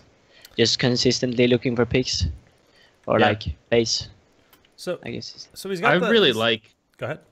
I was gonna say I really like his attack speed being really low and having high impact. Like a lot of hero designs, I feel like have moved away from having impactful usage of like micromanaging and optimizing your auto attacks with stutter stepping and stuff. And like, especially in the support role where most of your attacks are almost irrelevant, like this is a really refreshing change where if you weave in 2 autos in a team fight, like that is meaningful and it's high risk for him. Like that feels really good. How do you feel about the range at level 1? I don't think it's very good, but I'm really glad it's there. Yes, I agree. Yeah. Is it attack range or? Yeah, instead of melee attack, he gets ranged attack. But it does half damage and slows. But it slows, so it's utility. So he gets. I actually really like. I like that talent exists. I think it's really good. I think it's super good design to have that talent in there. Gives him a lot of like play style, like defining play style, which is cool because like Dunk was just saying, the melee attack has oomph to it. It feels like there's weight behind that auto attack. You get in, you land that auto, that could be a kill, right? But having that range CC for your team is, you know, a lot safer for some compositions. You're gonna just need to go that way, and it gives him some form of utility to help someone get away. Flailing Swipe is also pretty interesting. It's I don't know what the numbers look like on it, but it's 80-second cooldown compared to 20-second cooldown, but it's like, you know, it's kind of like a Brightwing Emerald Wind that hits a little bit harder, but when it comes to like controlling space on like a tribute or whatever, like that is like some monster CC, and each swipe is bigger than the last. So yeah, it's really interesting. From actual play, it was less impactful and like a little longer wind up and interruptible compared to what I had hoped, but it's like a really cool effect. Also, if this ability was like you can interrupt it during the like setup and the first one, but like the second and the third, like he's unstoppable, then I think this would be like a really cool, like potential game-changing thing. But I think just the issue with it is that like you can just kind of interrupt him, like, and the swings don't really stun, and it doesn't last very long, like the entire ability as a whole. So it's like, if you compare it to Emerald Wind is like a 2-second to 3-second zone. Yeah. This is like 1-second zone 1.5, max. I think. I think it's interruptible at any point. Like this pushback also doesn't daze like at all. No. Like Emerald Wind, you are stunned if you get caught in a bad Emerald Wind. Yeah. If you're like literally in melee range of Brightwing, you're basically stunned the whole time you're pushed. Yeah, and this is not like that at all. You get huge windows of opportunity to interact between, and like the stun timer on it is almost nothing as far as I can tell. It just literally keep away on an 80-second cooldown that doesn't do enough damage for not having CC. Like looking at this DPS is just like even if you're hitting 4 people, like I don't know, it's just gonna push people out of skill shots more than anything else, probably. Like, but interesting regardless. I mean, he's got the mini game of controlling the Q and the W and maintaining the heals and getting the optimal out of the biokill switch, which I think is really great and gonna really, you know, be the true part of mastering this hero. But his form of CC, his form of lane clear and everything is Lurking Arm. fairly long cast range on a short cooldown of 8 seconds. Seems pretty different as far as supports. It's a channel with an initial cost, so it's not channeled mana over time. It's you spend the ability and you can channel it forever. So in a way, you could use this as scouting options, right? This is like a ward that you can throw down in a bush and just kind of know as your team is doing whatever. Then again, you're worthless during the time period. How do you guys feel about this ability overall? I love it. I think it's like, okay, when I think of how kits interact and flow and like how it feels to control a character, I look at Stukov. I have a heal over time, a damage over time, and then I have Lurking Arm, and I also have the option to weave in autos. So I feel like even though one of the downsides of having kits that have like heal over time or damage over time is they don't feel fun and interactive, like because you just feel like you cast your heal over time, you cast your damage over time, and don't do much else. Like Malfurion gets around this, for example, by having a low cooldown on Moonfire. I feel like Stukov gets around this despite having 2 overtime effects by having this Lurking Arm that like channeling is like a really big cost, but it's also a super impactful ability. So figuring out the right position to stand where you cast it and the right place to target it to get value is like super important, which I love. Yeah, I was gonna say that, like, no matter what, obviously they might need to do some changes to that, like the damage and so on. Like, I just love the way both ultimates work, like kind of playmaking ultimates. I think they should do more of that, and I'm really glad that they did that on this hero. God, Yeah. Kill Switch is so much healing. Yeah. Is it? Wait, what? But hold on, look at the tooltip and see if it's healing you for 50% extra, because it might be still bugged. Oh wait, are you Yeah, toggling yeah, cooldowns right Yeah, now? it is. He has cooldown toggle. Yeah, I was on. toggling Yeah. cooldown. Oh, Quack. yeah, I was like, are you serious? It doesn't look like the bug is fixed though, because it was healing for 1200 and Chat the said it tooltip's wasn't, 800. so Yeah. Oh, okay. Okay. My B. I lied to everyone. doesn't heal that much. You've let us all down, Jake. What? I don't know. He's I've not let us all like down, okay. he's not like a god tier like heal bot. Like that's how I want every support. I can't stand heal bots. She still has some crazy. I mean, Bakery he thing. is Well- a god tier healer. He does heal a lot, but I like that both of his ultimates are like impacting terrible. the game rather than like just defensive. Well, yeah, heal. that's what I meant by it. That's He's what I not like. like he's not there to like he doesn't only bring healing to the table. He's got lots of utility. Both his ultimates are cool. Mhm. Hopefully, get some tweaks. And then he's also not OP with mobility. Like he doesn't have any mobility options. So I don't know. I feel like I have no issues with the hero. Like, okay, other than level 20 tier, like level 20 tier, just kind of nothing on it. Yeah, level 20 tier is really underwhelming. It's almost a downgrade, like in some Oh, situations. the to go less for. CC. sweep arm is a huge downgrade. Yeah, oh, get his that level is 20, like yeah. colossal disaster. What But does it Yeah. do?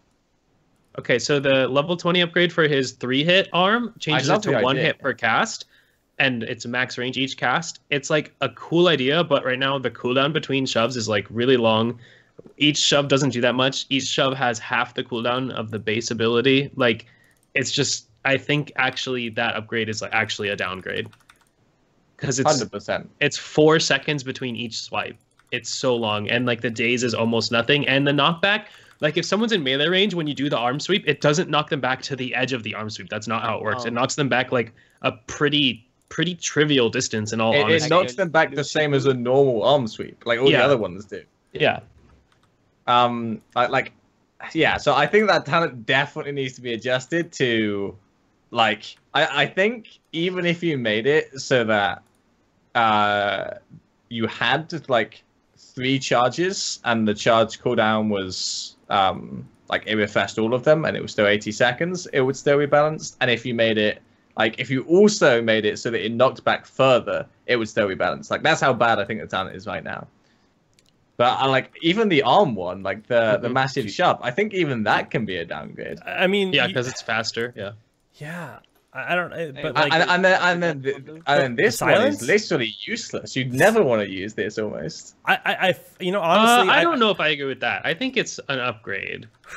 But like, It's you'd like- expect for a level 20 talent to get more than just a 2-second silence. You'd expect like Well, maybe no, you'd get a little DPS with it. Hang on. We're not talking about 2-second silence. We're talking about blowing our 15-second only yeah. healing tool. Yeah. Yeah. Like, Yeah. That's like massive. You don't want to detonate your heal just to detonate your arm. That's never right. It Like needs to be you just want to built happen into that to get E. the value. Yeah. They need to make the E like have a second activate and make this not part of the trait, because for a storm talent, that's miserable. In the discussion, someone had said in my chat that in the discussion about this hero when they were revealing it on the HGC stream, they mentioned that they felt the 16 tier was his like spike and that the 20 tier isn't really meant to be that powerful. But I don't feel like his 16 tier is like so overwhelmingly powerful that it's like storm talents. So it's weird to just have the storm talents be really bad. The only thing on that tier I think is insane is Pox passing Populi. around one. Wait, you think Universal Carrier is broken? Maybe. It sounds like it could be in the right situation for sure. I mean, let me find what talents we're talking about. Yeah. So Universal Carrier is where you can infinitely send it through yourself.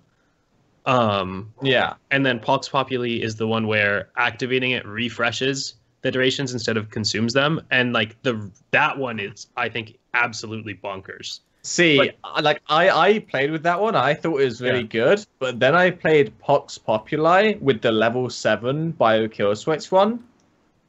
Yeah. And I think maybe I had a cooldown on W or something like that at level 1. Yeah. And I was like, this is the most broken thing you've ever seen, because it was literally I had 5-second cooldown W, 5-second cooldown D. My entire team was perma Q. Yeah. Like, that talent synergy was insane. I don't know what 5-second Q and 5-second D does, but sounds broken, man. Like, I actually have no idea what he does. I just fucking see the ultimates and they look good.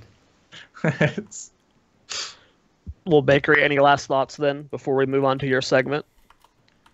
Okay, so, like, just going through his kit, this is, like, exactly what I wanted. So, when I think, like, what is a good support? Like, what is a good support to me? I want a few things. I want a hero where it's hard to like master. It's hard to play him efficiently and get like value from, you know, your autos, get good value from your heals, good value from ultimates and stuff like that. I want a hero that can make plays. And he's got that. Yeah. Yeah, and like he has all of it in like spades. Like it's really, really good. So supports in general right now seem to like over the past year move away from that type of design. Like, so if you go back to BlizzCon 2015 and you look at how healers work there, you had Uther, who had 2 12-second cooldowns and nothing else. You had Veigar, who had 1 9-second cooldown and nothing else to heal. You had Karazim, who was like super hard to heal with because you had to use Transcendence with your autos and you had to stack people on your W and then stack them again 3 seconds later.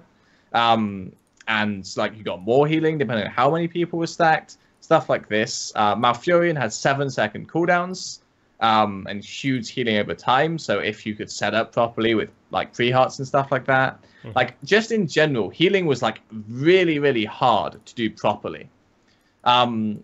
But looking at BlizzCon 2016, which is exactly 1 year later, the supports at that event were Veigar, who had Earth Shield and Chain Heal, so both like here now as 2 tools, which makes it much easier. You had Brightwing, who didn't even press a button to heal. You had Malf with a 5-second 0 mana, just like Karazim doesn't even use Transcendence anymore. Medic just clicks things on people, and then Uther just out of the meta completely. So healing got like way easier, and like I just feel like it's a real issue with supports right now where they're so easy to play properly that they're just mind-numbingly boring.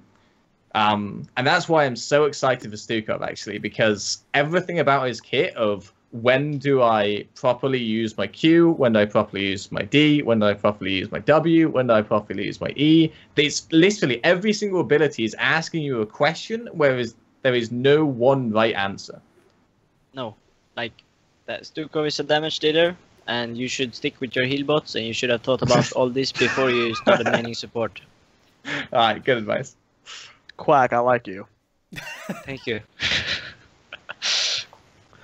Dunk Train, you're the other support or former support main. I don't know what you consider yourself now. Diva. Web, casual, washed up, trash Casual. can. Any of What are those your- is fine. For someone who played in both 2015 and 2016, not all of 2016, but good into it. I definitely see what Bakery is saying, and I think part of what kind of amplifies this feeling is maybe I think Blizzard has started to narrow down and like target what they want supports to be good at or good against. Correct me if I'm wrong, Bakery, but like it feels like they're moving so like, oh, Uther, they only want him to be good against burst. They only want Mouth to be good against slow damage. Like it used to be they were generalist supports and it mattered like how good you were at the support and like some of the extra things he brought, but all the supports were more generalist. And like now it's like, did you draft the right support for what the matchup ended up being? Is how like I look at a lot of drafts now and I feel like the support matchup is just basically, did the enemy draft correctly or did you draft correctly when you chose your supports is going to decide a lot of the outcome of this game. Like, whereas before I felt like a lot more of it was like, okay, the stuff that Bakery was talking about like actually playing your support effectively and having more tools, like a lot of the activations that were like 45-second or 1 minute cooldowns that used to be more widespread. Like, there's not that much of that stuff anymore. Yeah. Shield. Protective Shield was so skillful, and then they just removed it. And Piano Uther was infinite, like harder to play and infinite more interesting than current. Someone got stunned. What are your thoughts, Quack, from the other end of the spectrum, where you've played against both forms of the supports? Do you like the current direction supports are heading, where they're more specified in their roles, or did you like them playing against them more from when they're more broad? I mean, I didn't really play that much back then, but I think I like it more when they have more impact in the games than just like being a heal bot, So I do like the direction they're headed with Stukov and so on, because it feels that his kit brings a lot more to the table, and that's what, I mean, I guess that's what everybody wants to see, and it's more fun to play them and not just sit back and Moonfire for wave clear and just spam Q on like target who drops HP. So I really like that they I think one of the other things we have to wrap into this though is just the continuous trend of cleanse, and just take cleanse away or find ways to get rid of cleanse. And I mean, Bakery as a support player, cleanse is honestly one of your biggest tools to saving a player. And I feel like we've had this conversation a million times, but I mean, clearly we look at Tyrande, cleanse is gone. We look at Uther, cleanse isn't at least prominent because they found a solution, but he does have Hand of Protection, and it makes sense for him. Mouth just lost cleanse. Stukov, new support, doesn't have cleanse. Yeah, like ever since Oriole, like Oriole no cleanse, Lucio no cleanse, like. Yeah. Is that, I mean, for you as a support player, do you dislike that because cleanse gives you flashy plays, gives you something to do, something that feels meaningful? Do they have to find a way to keep it, or is the game just better off without it? I mean, Quack, interested to hear your opinion on the lack of cleanse in a lot of supports too. But let me rephrase that question a little bit. Not do you like that? Do you think it's better for the game? The direction. Yeah, for sure. Do you think it's better for the game? Same. It's a tough one. Like, the thing about cleanse is that it just doesn't work like comparing ladder to competitive, because if you look at like quick match and like low level hero league, cleanse is literally always the incorrect choice. Whatever but Mouth, I guess. But looking at competitive, nothing but cleanse can be the correct choice. So there's like inherent design issues there. I think the other thing is that cleanse isn't actually exciting, kind of from either side. Yeah. Like, it's not exciting to hit a good cleanse or a bad cleanse, because realistically, in the current meta, they mean the same thing. Like, if you cleanse as the very impressive taunt, or if you cleanse half a second after, it honestly doesn't matter, because all the damage came out when they were trying to move away from the area anyway. You're dead anyway, Snitch. that's what he's trying to say. Yeah. It doesn't matter if you hit the cleanse because my bullet already connected, and that means you're dead. Yeah. Exactly. Snitch is free no matter what. Jesus Christ. But so I don't know, just in general, I feel like cleanse is getting like it hasn't been in a great state ever since they reverted it back to just the 1 second unstoppable. I don't know, like I would much prefer a game without cleanse where I had a different tool that could be really impactful, but I think I have two concerns, and that's the first is that they tried to remove cleanse, and we ended up with Tyrande stun meta for 3 months because they had no idea how to fix it. Right. Until they just reverted the cleanse nerf. And the other issue is that there's currently nothing coming in to replace it. In Stukov, certainly there is. There's a ton of skill in like balancing his talents. He's got one that heals people when they get stunned, where they have a hot on. He's got one that gives armor to his initial hot target. So he has actually got tools to deal with it, and that's great. But for the old supports, like if you just give everyone their own unique mechanic, it would be better, I think, for the game. So what you're saying is you like the direction of removing cleanse because it's kind of single-minded, but you want to see more things similar to Protective Shield being introduced, so you have more options to make plays, but not necessarily through cleanse. Yeah, for sure. I'm like kind of surprised this game doesn't have some kind of support that gives someone thorns.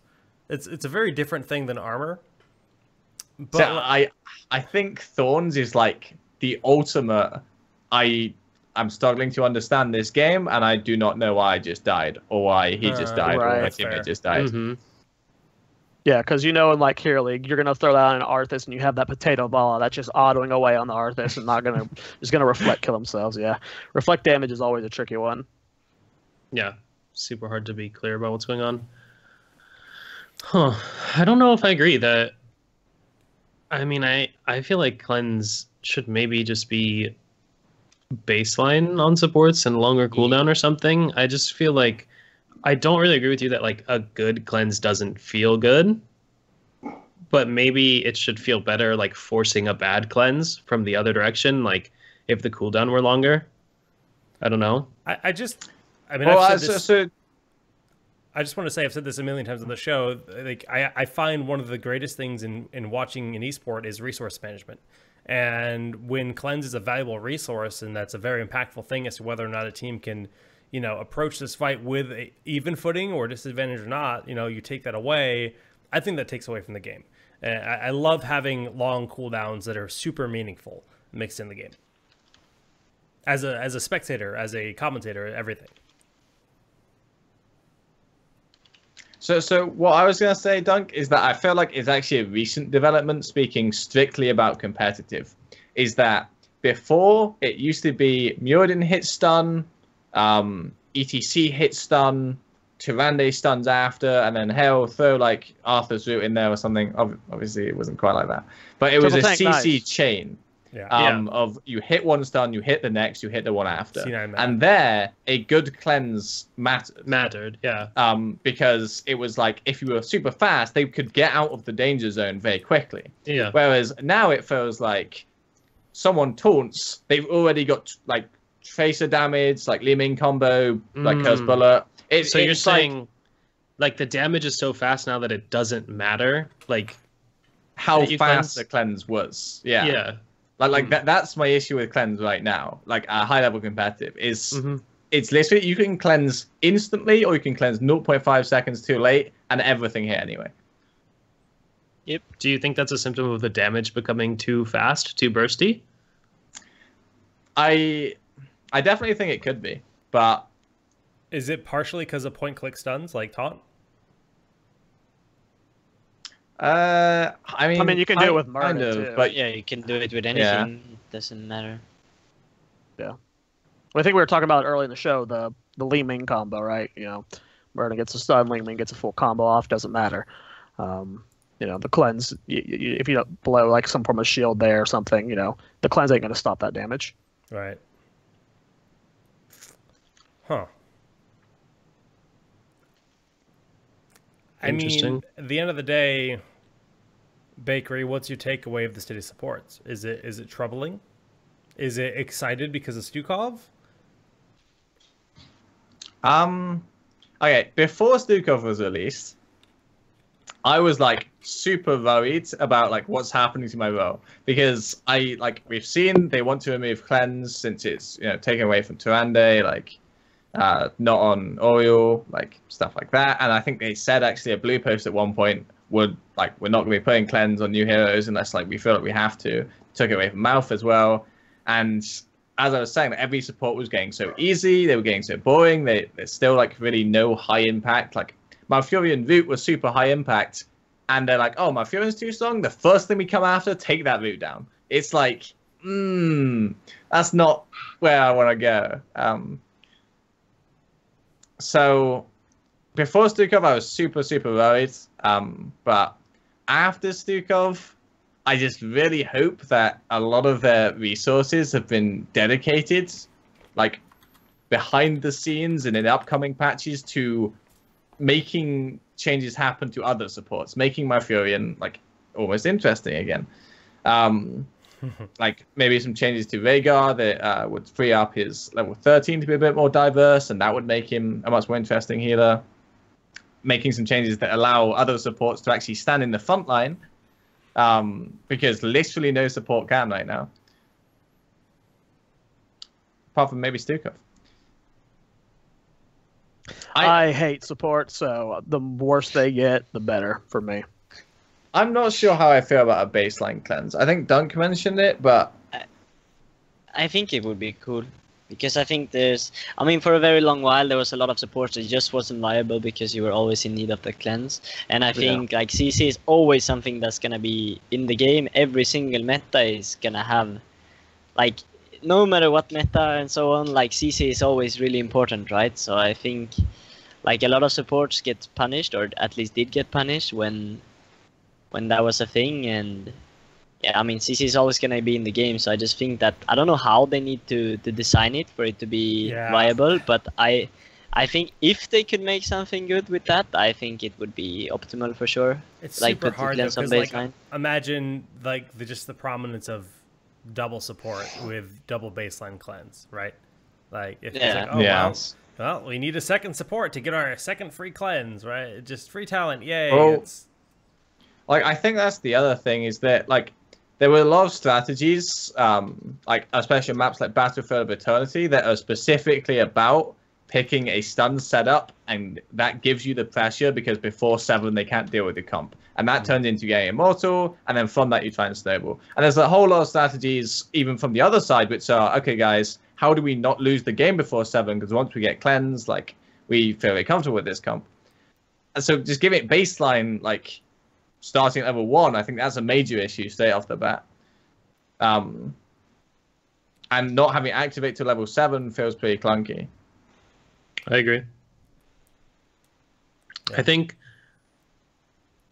the support issue is also kind of being compounded right now by armor. Like armor's relatively new to the game, and on one hand, like armor is kind of frustrating because it reduced a lot of the clarity that we had in terms of how much damage I'm going to deal when I hit someone.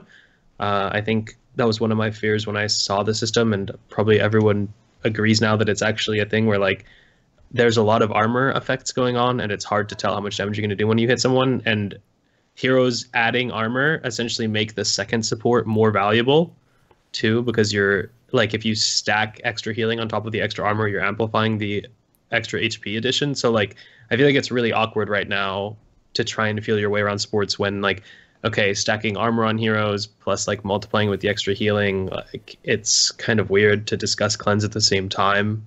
With armor, do you feel the game is now lacking in kind of damage amp, like more hunter marks type deal? Because if armor is a prominent thing, you think armor piercing should be as prominent as armor, right? You want a way to nullify that. You want a way to play against that. And pure burst damage isn't always the answer. So then you have to look at it and it's like, okay, well, if they've got physical armor, we need to go for spell armor, but obviously there's true armor in the game as well. I don't know. It feels hard for certain heroes to be reactionary, and it just, with armor being what it is, the game feels more and more about the draft nowadays. I No. think. Go ahead. Okay, I was just gonna say quickly. I think when Armor was introduced and we had a show, and me and Dunk were saying, this feels like things are getting way more draft dependent, and like heroes getting pigeonholed, and we think this creates like long-term issues. And I think we're actually seeing that with the state of supports right now. It's okay. Support doesn't do anything anyways. Yeah. Just kill everything. It's really easy. Killing is good. Yeah. More damage, better. Cans doesn't save anybody anyways. It's okay. Yeah. By the way, you guys, the shirts are for sale. If you want an Arcane 8 shirt, oh, just throwing the plugs in there. Oh, look at that! Look at that! Smash that GG/blood. Was that the summer collection from Fnatic? Oh yeah, you can buy from there as well. It's really cool stuff. Bakery, your turn. So actually,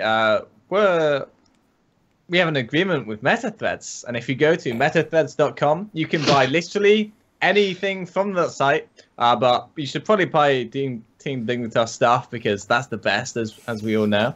And the amazing thing is, okay, you can use the code BREAD, not with spaces like I just put in chat, but actually just BREAD. And you can get 5% off whatever you buy on that site. It's really fantastic. At metathreads.com. Check it out. Oh, man. You know how I stay so strong? 2 monsters a day, boys. 2 monsters a day. You can Wow. continue now. So swole. What? Just a random note. I cut down 6 trees with a handsaw the last 2 days. I'm gonna be so swole when my muscles catch up. So swole. Kubi, look out. Okay, so supports. Something we'll keep our eyes on. Obviously, Stukov is very good, seemingly, and he'll be entering HGC. I would imagine for Kiev. I think he'll be in play. I would imagine so. That's most probably the likely. earliest, yeah. So that's going to be a big deal. He could be in for week 5. Right, but I'm just saying, like, he'll be the last hero patch for Kiev, I'd imagine. Possibly not. Yeah, who knows? Because he goes live, was in the PTR, so he should be live 1 week from now or 6 days from now, hitting the servers. The Zol rework we'll talk about on the next show because he's, I don't think any of us have really played him enough to be able to give a true assessment on the hero, so we'll have to come back onto that. Beyond that, just kind of the state of some of the heroes, since we have you on the show, Quack, for the last few minutes here. When it comes to a lot of just the newer assassins they put in the game and, that the ranged role and everything, how do you feel about it? You think it's got a good flexibility? You think the game's in the better spot than it's ever been? Or what are your thoughts on just kind of the meta? I mean, I'm the world champ. I like the current state. Yeah, hell yeah.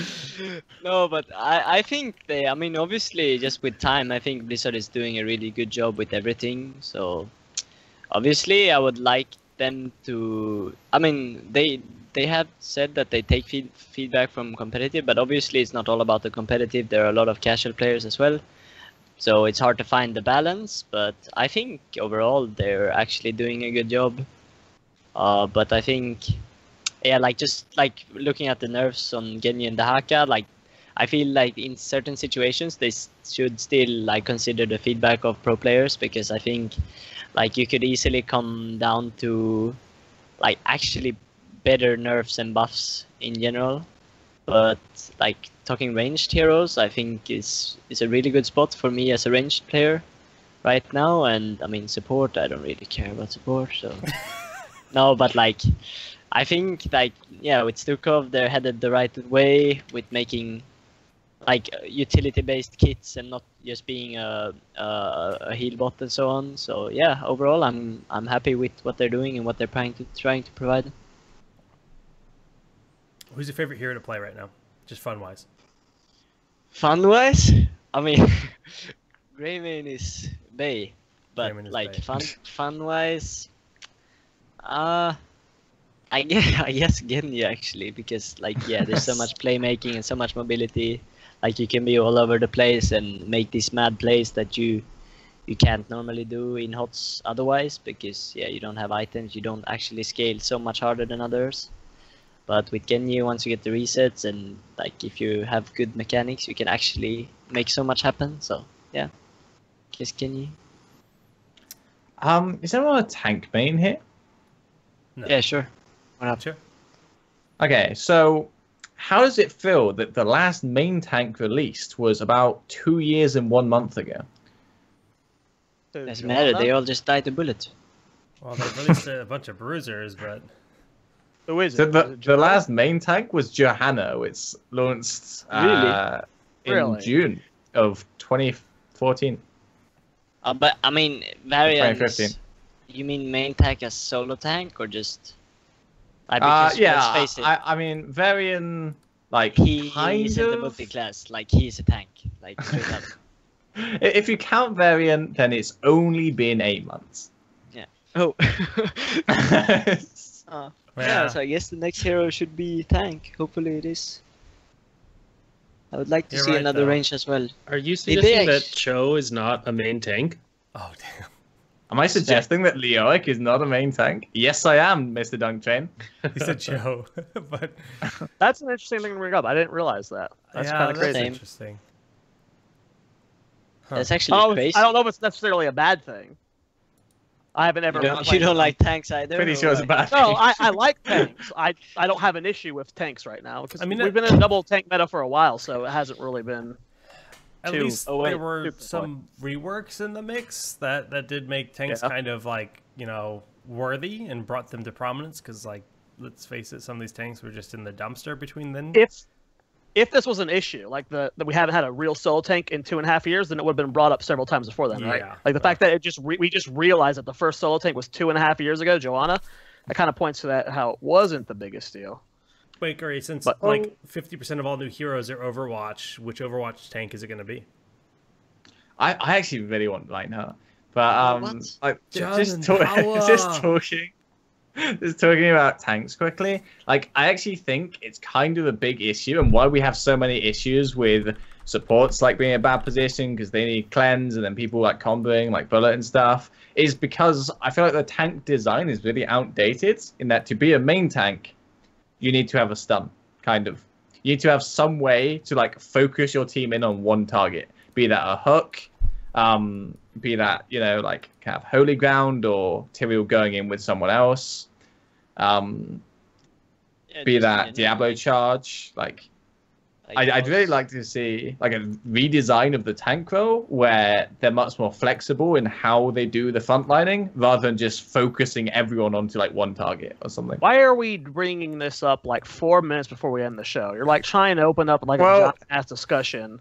I was just thinking, Jake's there, no idea what to do, asking Quack like, "Hey Quack, like, what's your favorite hero, man?" Hey, Like, I wanted just to thought Quack I'd bring up like I something wanted to some discuss, fun, you some know. fun things from Quack before we close the show, man.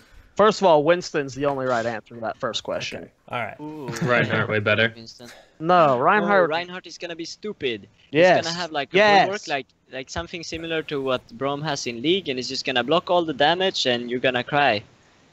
Like they're gonna overtune it, and then they won't find a way to balance it. And Quack's just bad because he's it's going just to block gonna- his cursed bullets, and he's going to hate that. Well, Yeah, but I mean- that's the thing is that Reinhardt won't really have like focus everyone in. He'd be there with the shield, and that's how he does his tanking. And then when he uses his like the Duda, like the That's the whole team fight, you know. Like, yeah, you just lose. Like it's gonna be a 3-second like Colossus smash, like kills everything, like stuns everything, and you're gonna cry. Like you cannot ask for this hero because his kit is gonna be stupid. Like no matter what they do with his numbers, his kit is gonna be strong. And Like he will have a Diablo charge as E. He's gonna have a shield so that like similar Stops to it. Diva, like he would no damage. No And then damage. he's gonna kill stun everything with his hammer. Stun them all. Every auto attack's going to be a stun, actually. Just wait for it. Yeah, and there's nothing broken about a monkey. So Yeah, Hi there. exactly. Well, Go let's Winston. transition to shoutouts because we are out of time for our show. Quack Nix, take it away, man. Oh, but I already did mine. Okay, do it once again. Thank you, Monster, for keeping me hyped throughout And my buff. series. No, but like, shout out to everybody watching and for you guys for bringing me on. It was fun. Yeah, I mean, HEC and everything. Everyone, like, within Heroes Esport, I guess. Thank you. Thank you, Quacknix. Baker Rizzle. Shout outs. So, first off, shout outs to Quack. Thanks for coming on, man. It was a great show, and thanks for giving us your insights and so on. So, shout I think outs. we were talking about supports because I'm in support. Yeah, and tanks and assassins. man. You're really flexible.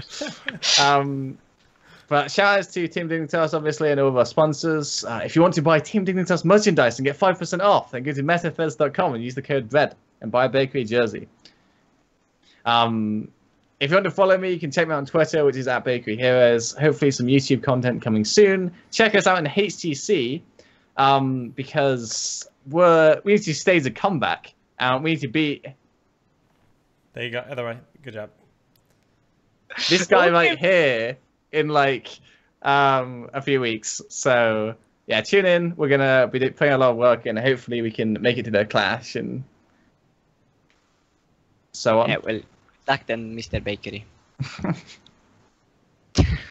Zizzle? Zoya?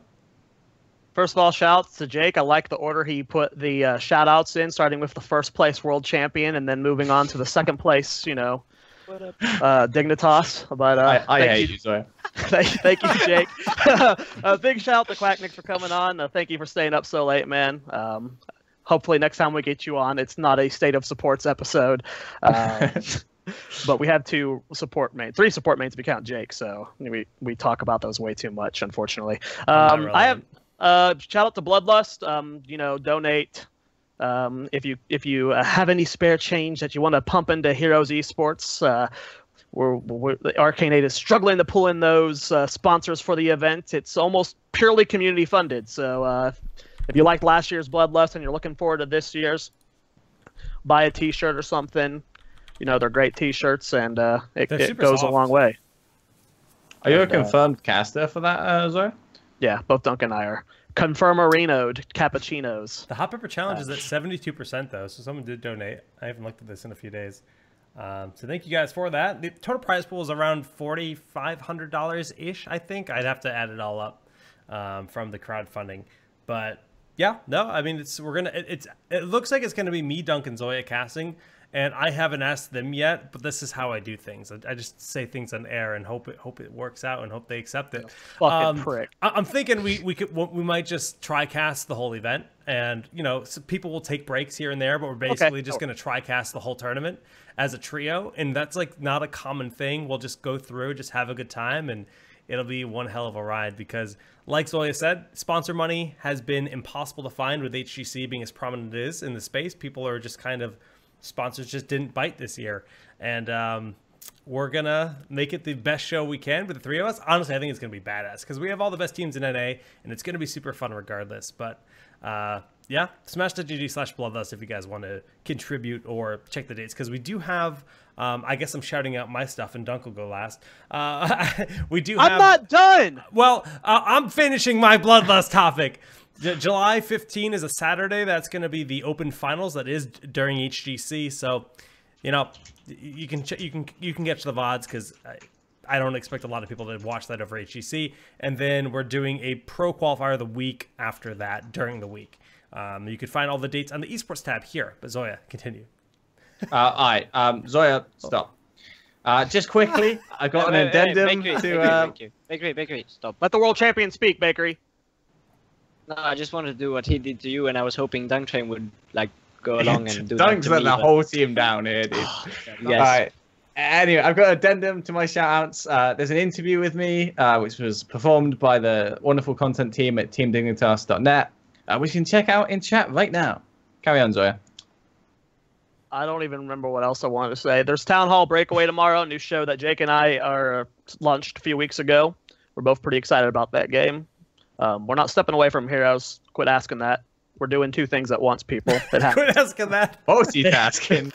It happens. You know, we can like more than one game. We're excited about that game. Still passionate about Heroes. Still can't wait for Bloodlust. Yeah, I guess I don't remember what my other shout out was. It was probably just somebody, but that's it for me.